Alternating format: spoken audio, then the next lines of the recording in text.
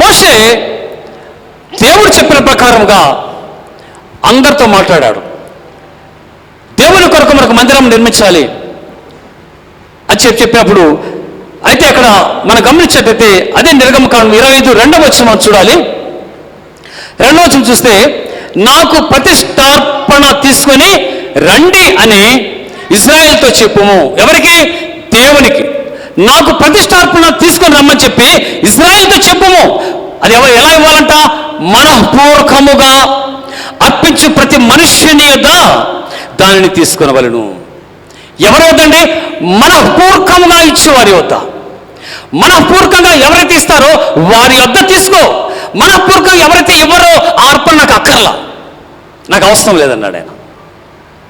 ఎవరైతే నువ్వు ప్రకటించు, ఎవరైతే మనఃపూర్వకంగా ఆ యొక్క అర్పణ తీసుకొస్తారో ఆ అర్పణ మాత్రం స్వీకరించు, అర్పణ మాత్రం తీసుకోమని చెప్పి దేవుడు వారితో మాట్లాడారు, మోషేతో మాట్లాడారు. మోషే ఆ విధంగా అందరిని పిలిచి ఆయన చెప్తున్నట్టు గమనించండి. ఎందుకంటే అందరి హృదయములను పరిశోధించే దేవుడు, ఎవరి హృదయాలు ఎలా ఉంటాయో ఆయనకు తెలుసు.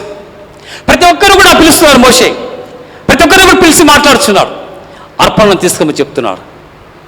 అర్పణను తీసుకొస్తున్న పిల్లలు గమనించండి. ఎలా? మనఃపూర్వకంగా అర్పించి వారి అర్పణలు మాత్రమే తీసుకోమన్నాడు, మనఃపూర్వకంగా.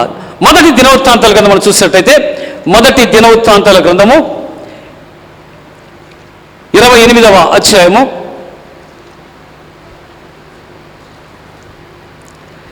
9వ వచనం.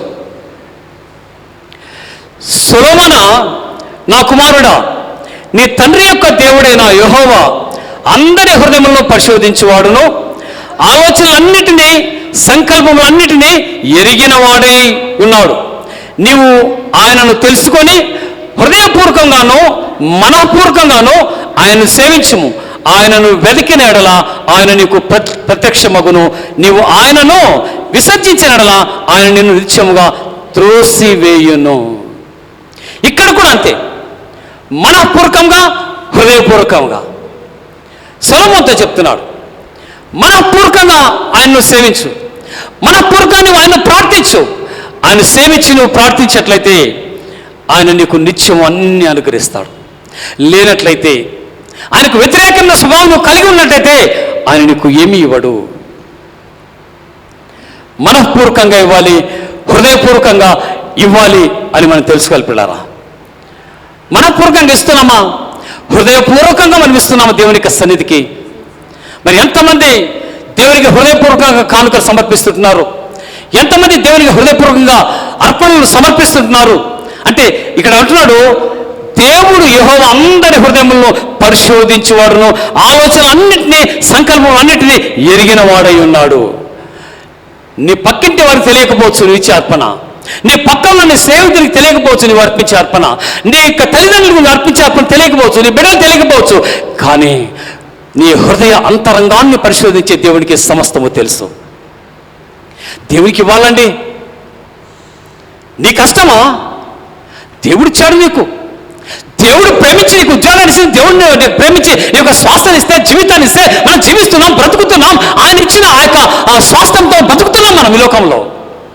దేవునికి ఇవ్వడానికి మనం చేతులు బిగిస్తున్నాం, దేవుడు ఇవ్వడానికి మనము సంకోచిస్తున్నాం, ఆలోచన చేస్తున్నాం. దేవునికి హృదయపూర్వకంగా మనఃపూర్వకంగా ఇవ్వాలి. అలా ఇచ్చి చూడండి, హృదయపూర్వకంగా మనఃపూర్వకంగా దేవుని యొక్క సన్నిధికి మనం అర్పణలు తీసుకొస్తే ఏ విధంగా దేవుడు హేబేలు అర్పణను అంగీకరించాడో ఆ విధంగా మన అర్పణలన్నీ కూడా అంగీకరించబడతాయి, మన అర్పణలను అంగీకరించబడతాయండి. హృదయపూర్వకంగా మనం ఇవ్వాలి పిల్లలు గమనించాలి, ఇవ్వాలి, అలాగే ఇవ్వాలి. ఎందుకంటే దేవుడు ఇచ్చు వారిని ప్రేమిస్తాడు. ఇది 3వ అభిప్రాయం. ఇలా రకరకాల పోనీ ఈ అభిప్రాయాలన్నింటి బట్టి కూడా దేవుడు హేబేలు ఆశ్రయించాడా? ఆయన హృదయపూర్వకంగా తెచ్చాడా? మనపూర్వకంగా ఇచ్చాడా? ఇచ్చిండొచ్చు, మనపూర్వకంగా ఇచ్చిండొచ్చు, సనుగుకొనగా ఇచ్చిండొచ్చు, నిశ్చయించుకున్న ప్రకారం ఆయన ఇచ్చిండొచ్చు. ఇలా గమనించండి. అయితే దేవుడు ఎలాంటి అర్పణలు స్వీకరించాడు? ఎందుకు ఈయన అర్పణ స్వీకరించబడింది? ఎందుకు కయ్యూను అర్పణ స్వీకరించబడలేదు? ఆ ప్రియ సహోదరులారా, అర్పణ అనేది చాలా అద్భుతమైనదండి.